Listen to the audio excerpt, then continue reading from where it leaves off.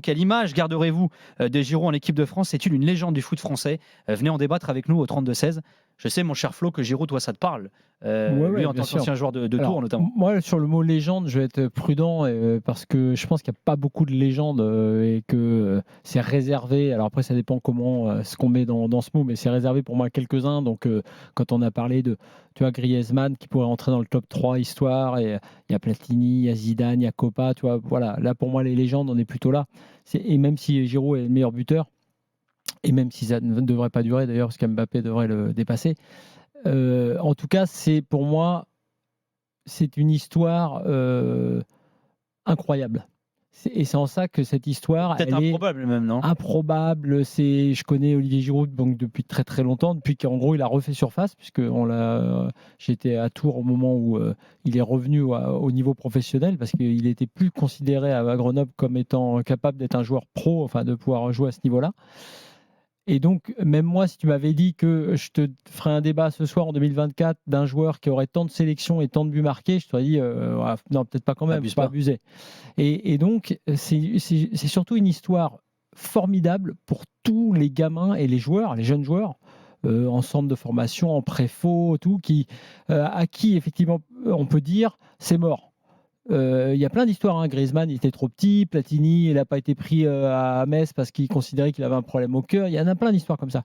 Et lui, on lui a dit à un moment donné, tu ne pourras pas jouer, tu n'as pas le niveau pour jouer en pro et même en Ligue 2, Ligue 1, quoi, plutôt.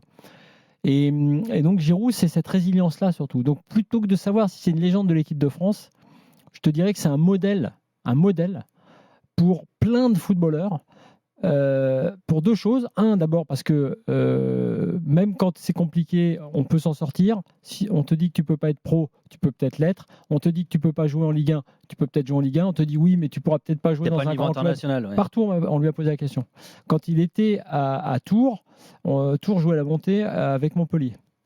C'est comme ça que les Montpellier, enfin, il n'y a pas besoin de ça pour le savoir, puisqu'il était meilleur buteur de la Ligue 2. Mais Montpellier l'avait repéré, il est parti à Montpellier. Montpellier monté en Ligue 1.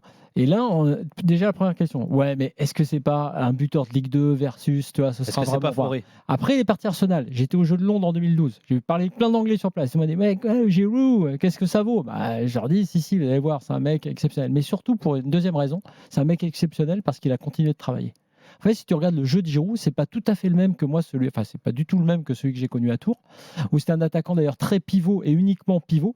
C'est un gars qui a énormément travaillé techniquement. C'était pas un grand technicien au départ. C'est toujours pas un grand technicien. Hein. Non, mais enfin, je peux te dire que déjà, les progrès, moi, quand je l'ai vu à un moment donné faire des saisons à Arsenal et revenir en équipe de France, même moi, si tu veux, qu'il avait des fois lâché pendant quelques mois, j'ai vu un joueur différent. Physiquement, dans la préparation, le travail, tout ce qu'on disait, l'entraînement invisible, dans la progression, ce joueur a fait des choses. Je l'ai vu faire des choses encore récemment avec le Milan qu'il ne savait absolument pas faire avant. C'est-à-dire que quand il a signé à Montpellier, ou même aller au max à Arsenal, vraiment, lui, il aurait pu se dire hey, j'ai galéré, mais là, je suis arrivé. Là, je suis arrivé, j'arrive. Lui, il n'a jamais considéré qu'il était arrivé. Sauf là, et là aussi, je reconnais aussi un peu la classe, il a quand même organisé, je trouve ça assez bien, partie de Milan, un transfert aux États-Unis, la fin avec l'équipe de France, il ne va pas aller tirer encore 2 ans de plus. Il a ce côté aussi très très classe, mais pour moi, c'est un modèle avant d'être une légende. Oui, bah moi je suis d'accord avec toi. Et en fait, Olivier Giroud, c'est pour moi un symbole du joueur qui a réussi à maximiser son potentiel. C'est-à-dire que, un peu comme Matuidi par exemple. Moi, j'ai jamais été un grand fan de Matuidi. Par contre, j'adore le joueur et la carrière et l'exemple qu'est Blaise Matuidi. Parce qu'aujourd'hui, moi, je me bats au quotidien, même si, bon, je pense quand même que maintenant, ça a changé depuis quelques années, sur le fait, et cette fameuse expression, ah, lui, c'était un phéno. C'était un phéno. Donc, en fait, il avait les qualités footballistiques, mais il n'a pas eu Mais il la n'a pas fait la mentalité. carrière, ouais. Mais en fait, mais non, tu n'es pas un phénomène si tu n'as pas la capacité mentale d'être un joueur de haut niveau. Parce que pour être un joueur de haut niveau, c'est d'abord le mental. Dans tous les sports, si tu n'as pas le mental, tu n'es pas un joueur de haut niveau. Donc arrêtez de dire à vos potes, arrêtez de dire à vos frères, à vos enfants, à vos parents, ah ouais, mais lui, c'était un phéno, moi j'étais... Non, t'es pas un phéno, t'es pas bon dans la Alors tête, t'es pas un sachez, tiens, phénomène. petite parenthèse, on a appris ça dans la libre antenne, on dit plus phénomène, maintenant on dit tigre. Voilà, maintenant c'est la nouvelle expression. Tigre. Un tigre. Tu as un tigre. Ouais, Maintenant. bah, je dirais Voilà, que c'est c'est. tigre maintenant. Je dis ni Féno ni Tigre. Pour moi, c'est soit tu as les capacités requises et elles sont nombreuses, soit tu les as pas. Et aujourd'hui, Olivier Giroud, c'est pour ça que c'est un exemple, parce que c'est quelqu'un qui avait des capacités lambda, avec un physique quand même hors norme, et surtout, c'est par le mental et par son intelligence, je pense, dans la vie de tous les jours, mais aussi sur un terrain de foot, de pouvoir s'adapter, non pas uniquement à ce que réclame le coach, mais à ce que réclame l'équipe. Et c'est là aussi où Antoine Griezmann est lui un phénomène, c'est-à-dire qu'Antoine Griezmann, c'est pas celui qui va le plus vite sur 40 mètres, c'est même pas forcément celui qui a le plus beau pied gauche peut-être du football européen, mais par contre, si l'équipe réclame qu'il aille faire un tacle à la 78e, il va aller faire un tacle. Si l'équipe réclame qu'il soit un peu plus virtuose dans la surface adverse, il peut le faire aussi. Et c'est pour ça qu'il passe très bien dans le système de Deschamps ou dans Diego Simeone. Donc voilà, c'est un exemple parce qu'aujourd'hui, un bon joueur de foot, un grand joueur de foot, c'est d'abord un joueur qui a réussi à tirer le maximum de sa carrière. Et ça, c'est fort. Il y a Jess qui nous dit sur le chat de la chaîne YouTube, grande carrière, il incarne le respect, Olivier Giroud. C'est un mot qui revient souvent d'ailleurs, le mot respect. Tout à l'heure, on avait un débat dans la rédac au sujet d'Olivier Giroud. Moi, j'aimais bien l'expression est-ce que c'est une légende ou pas, parce que justement, c'est pas forcément. Beaucoup disaient bah bien sûr. C'est marrant parce que beaucoup de gens ont la réflexion, notamment la nouvelle génération, de se dire mais bien sûr que c'est une légende, parce que c'est le meilleur buteur de l'équipe de France. Et certains ont dit bah non, pas forcément, parce que regardez, Mbappé, c'est le meilleur buteur de l'histoire du PSG, et pourtant il y en a d'autres qui, dans le cœur de certains supporters plus anciens, souvent d'ailleurs, passent devant lui avec le statut de légende. Parce que je pense qu'il ne faut pas galvauder effectivement le terme de légende. Non, mais c'est pas que la stat qui compte. Quoi, voilà, c'est ça. Non, parce que les buteurs, en plus, ils sont faits pour être dépassés. Les records, la preuve, c'est que je te dis, Giroud, bah, il va être dépassé par Mbappé. Est-ce que Giroud est plus une légende que par exemple, je sais pas, un attaquant qui a joué en équipe de France, qui est champion du monde comme. C'est les attaquants, c'est difficile. J'hésitais à dire Guivarch, mais je vais dire Djorkaeff. Mais Papin, j'allais dire moi. Papin. Ouais. Papin est plus une légende que Giroud. Mais en équipe de France, je suis pas sûr moi. Attends, c'est quand même les années de la loose, hein, les gars. Parce que c'est un ballon d'or quand même. Ouais, mais c'est pour ça que c'est difficile à dire. Moi, je pense vraiment que cette. Tiens, Thierry Henry.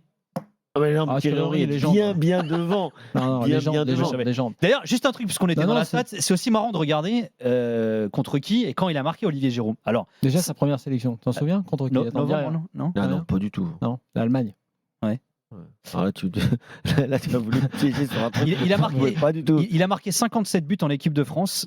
Il a marqué 28 buts en match à enjeu, 29 en matchs amicaux. Donc il a un très bon ratio, notamment sur les matchs amicaux. Mais quand on regarde sur les matchs à enjeu, il a marqué 3 buts sur 15 matchs lors des Euros et les 3 en 2016. C'est-à-dire que sur les autres Euros, il n'a pas marqué.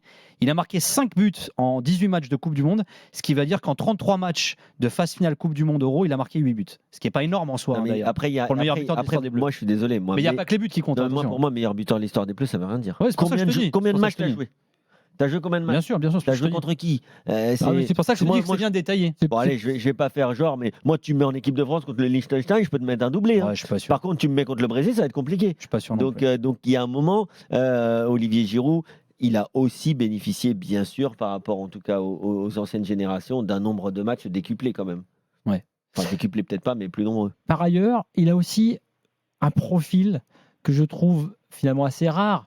Ces grands attaquants dont on dit qu'ils sont pas rapides, pas super techniques, mais en fait à la fin tu t'aperçois que ils sont quand même utiles. Ils ont quand même plein d'autres qualités. Et donc ces profils dans un groupe, dans une liste, dans un vestiaire, ils sont capitaux. Donc je pense que toutes ces qualités-là, qui sont pas les plus grandes qualités du monde et les plus flashy, ça fait pas les highlights, même s'il a mis quelques buts marrants et exceptionnels.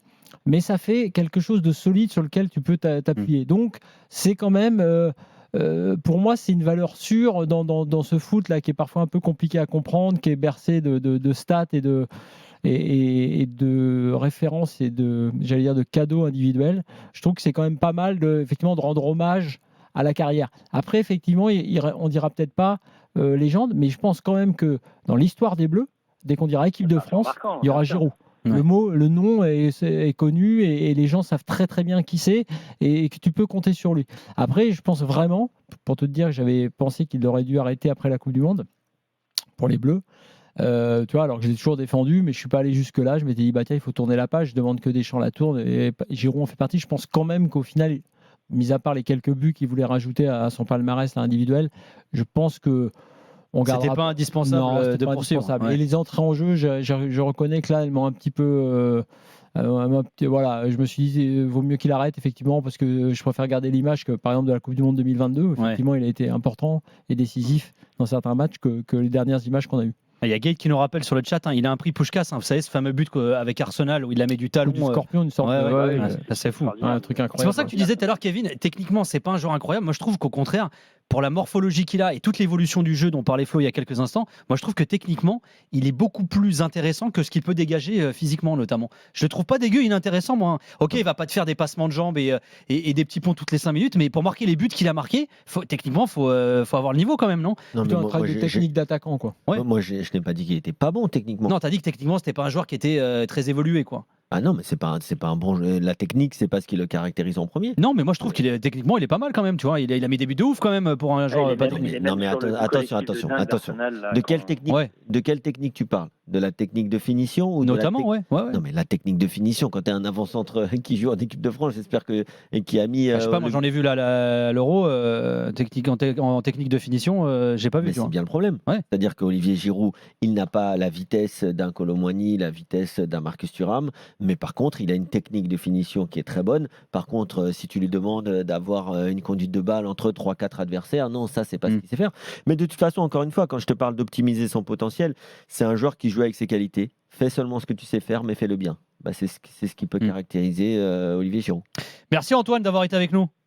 Ouais, merci à vous. Bonne Salut, soirée, Antoine. tu reviens quand tu veux. Antoine, et bonnes vacances du coup. Bon tu pars voyage. en septembre. Merci. Septembre, c'est ça? Septembre, Bon, faites attention à vous et kiffez bien. Une petite anecdote sur Giroud. Ouais. Un petit récit qui date de Tours. Donc la première saison, il est en Ligue 2, donc il rejoue vraiment. Pour la petite histoire, il était grenoblois, il ne jouait pas. Et Max il est prêté à Marty, Istres et avant d'aller à Tours. Et Max Marty, en fait, qui est grenoblois, qui est de Grenoble, mais qui était à l'époque devenu directeur sportif de Tours, dit il y a un gars qui est pas mal, qui joue pas à Grenoble, on peut le faire venir. C'est comme ça, en gros, qu'il débarque. Et il se trouve qu'à l'époque, il y a deux attaquants devant. Il y a Olivier Giroud et Tenema Ndiaye. Donc, ils jouent à deux. Et celui qui marque le plus, de par le jeu de remise de Giroud notamment, et puis qui était un gars assez perso, un attaquant, c'était Tenema Ndiaye. Quand tu regardes le foot avec des yeux, on va dire, de néophyte, tu ne vois que Tenema Ndiaye. Quand tu regardes le foot comme un gamin à Tours, à ce moment-là, tu vois Tenema Ndiaye qui marque, qui va vite. Et on finit une interview dans l'after de post-match de Ligue 2 et on lui demande à un moment donné, c'est vrai qu'à Ndiaye, il y a une question qui dit un peu, comme souvent avec Giroud, vous êtes un peu dans l'ombre statistique déjà de Tenema Ndiaye. Et on sent que lui, il n'est pas du tout content. Il dit non, je crois pas. Et en fait, il n'y avait pas photo entre les deux joueurs. Et dans l'évolution, il n'y avait pas photo. Et pour la petite histoire, Giroud, qui était un peu dans l'ombre de Ndiaye sur le plan statistique, mais qui travaillait beaucoup et qui avait une importance capitale dans le collectif, il est devenu l'attaquant de Tours unique et le buteur unique. Et Tenema Ndiaye, il est parti un jour parce qu'il avait été plus ou moins sollicité par Nantes et il a quitté ses copains un jour de rassemblement de Coupe de France à l'hôtel sans le dire à personne. Et il s'est barré, signé en loose day un contrat à Nantes. Et depuis, il est parti encore ailleurs. Et Tenema Ndiaye, la preuve, vous-même, on ne sait plus où il est. On ne sait plus où il est, on ne sait pas qui c'est. Et tu vois, c'est un peu ça. Et Giroud, lui, c'était le travailleur, le sillon, le profil. Et il a fait ça. Donc c'est pour dire aux gens, vous voyez, il y a des carrières des fois qui flashent comme ça. Et vous êtes impressionné par un gars sur quelques mois. Et puis derrière, celui qui faisait moins de bruit, mais qui était plus solide et plus travailleur, il est devenu meilleur buteur de l'équipe de France.